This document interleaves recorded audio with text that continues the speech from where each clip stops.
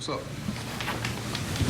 Tillman hadn't given up a home run before tonight, and then they just jumped him. Was it just poor location, or what were you? Chris wasn't very crisp, and just didn't pitch well. And coupled on the fact that good hitting club wasn't very good. It goes without saying. Did pitch the last 5 innings pretty well, but we had to use a lot of people to do it.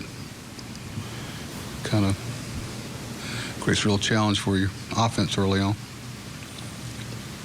Severino's a good pitcher. He's got good stuff. We knew that. Buck, how much does this not erase what happened yesterday, but really kind of put you behind the 8 ball again, I guess, a little bit when it comes to pitching when you have a short start like this? Well, it's been that case, not just for us, but but that's why we've had to make a lot of the moves we've had to,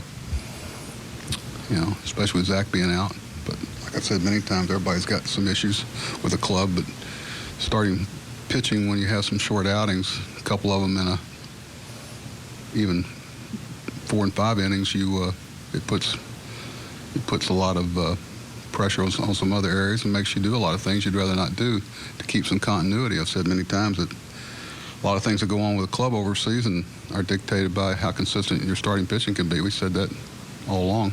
Every spring, all clubs say that. We've asked this before, but how much do you look at it and say, okay, this wasn't a good night by Chris, or how much do you look at arm strength and wonder, where he is? Both. You do that all the time. That's just human nature, because we're in the business of not stating the obvious, of trying to figure out why.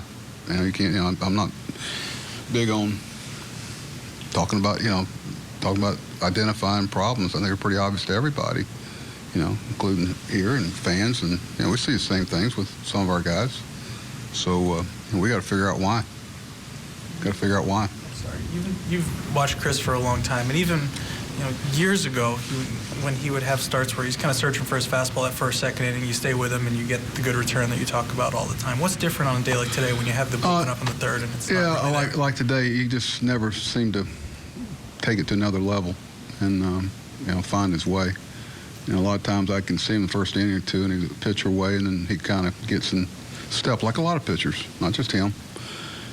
Today it was pretty obvious to me that he wasn't going to be able to find that step. He was really struggling to find tempo and a consistent release point. And you look back through where he was trying to throw the ball with what pitches. There weren't many pitches executed on his part. He knows that.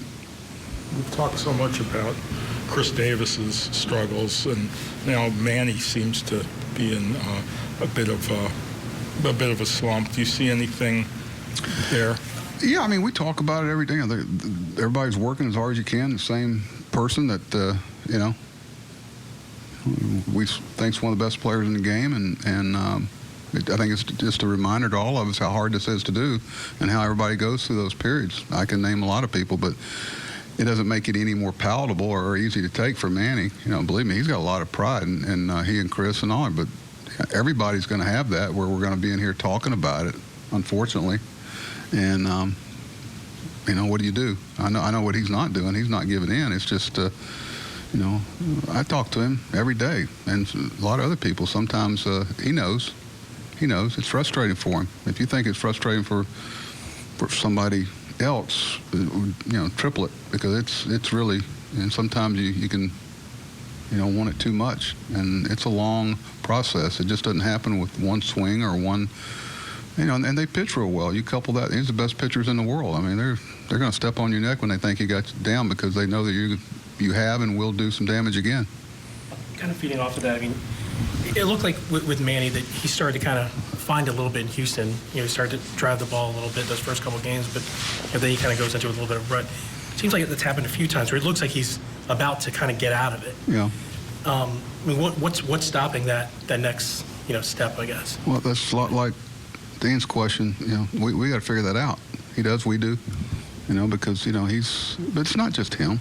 I know it's a topic because of the level he spoiled us with, and it should be. But he, if we, it's not that easy just to say, okay, there's a single to right, now everything's fine. There's a blue pit, everything's fine. It's going to be it's not a short process. This is not a quick fix business. It's not a quick fix somewhere else in the batting order, somewhere where he's hitting left-hand. I mean, all those things are very short-term, but it's a long-term thing that you got to figure your way through, and everybody faces it. And whether you're 24 or 34, you go through it.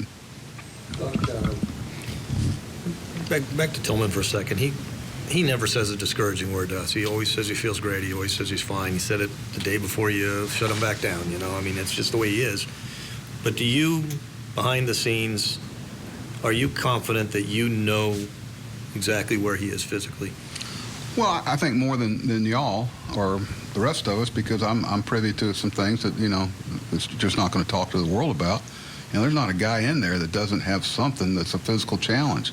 Whether it's keeping him from pitching as well as he can. Some guys have good seasons and have those type of things. We're aware of some of the challenges that everybody in there that has X number of innings and an arm and a shoulder and an elbow, but, Chris has pitched some pretty good games for us this year. We know in the past. But answer the short question, yeah, I feel pretty good about what he's talking about, what he's telling us and everything, but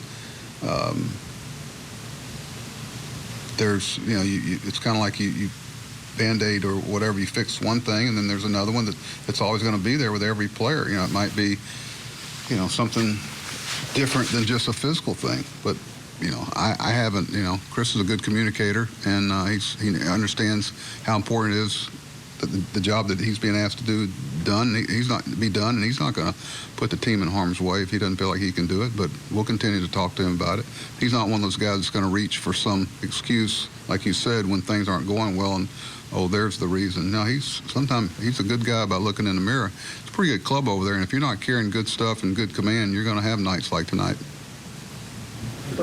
One different note, Asher, could you tell us what went behind the decision? Just feel like he needed to go out there again. I tell you one thing that may change now, unless, I'm hoping to talk to Dan here shortly, whether if we have to make a pitching move tomorrow, or if maybe with a couple days off, you keep in mind how many pitches Ubaldo threw compared to Asher, about who would be more able to give us some relief innings with 2 days off. Obviously not Ubaldo, so just kind of see what we're going to do. That's the only thing that might affect it, but just felt like he served another chance.